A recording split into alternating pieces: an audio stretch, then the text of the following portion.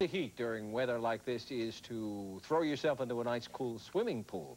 But we don't want you to be too carefree when you take this dive. You would be surprised how many people get hurt that way. Dr. Max Gomez joins us now with some safety tips about diving. That's right, Tony. Unfortunately, it's really true. Every summer, it's the same tragedy. Young people, mostly males because they tend to be more adventuresome, are struck down in the very prime of their lives, paralyzed due to a spinal cord injury suffered in a diving accident. Before you dismiss the possibility of this happening to you or your family, because you know what you're doing, watch the story of Jeff Marshall. Jeff Marshall was a talented athlete, played several sports at St. Peter's in Staten Island. Here he makes a steal and a basket back in 1987.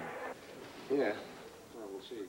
This is Jeff Marshall today, paraplegic, paralyzed from the chest down after he broke his neck diving into a backyard pool, just like he'd done dozens of times before. Used to dive all the time, and just never thought anything could happen to me, you know. The even bigger tragedy is that every year 10,000 young people end up paralyzed, many from diving into shallow pools, ponds, or hitting hidden objects in the ocean. Often it's a dive that the youngster has made many times, but they just go a bit deeper because they've grown or they're not thinking. Above-ground pools are especially hazardous because they just aren't deep enough for diving.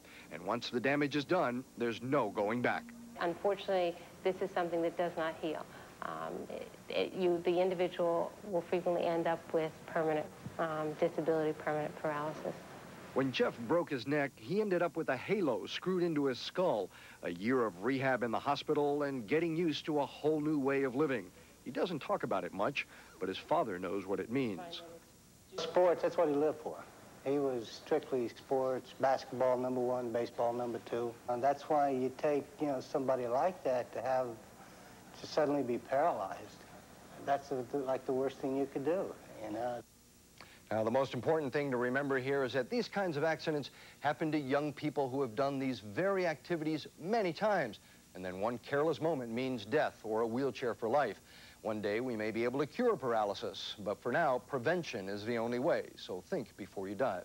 By the way, Jeff really has a terrific attitude. He's getting ready to go to college now in the fall, and he is just one terrific kid with a great outlook, but it took just one moment, and it changed his entire life. How old was he when it happened? I think he was either 14 or 15 years old, and he'd been diving in his cousin's pool many, many times, had the same pool in his own backyard, and just that one moment went a little bit too deep and broke his neck.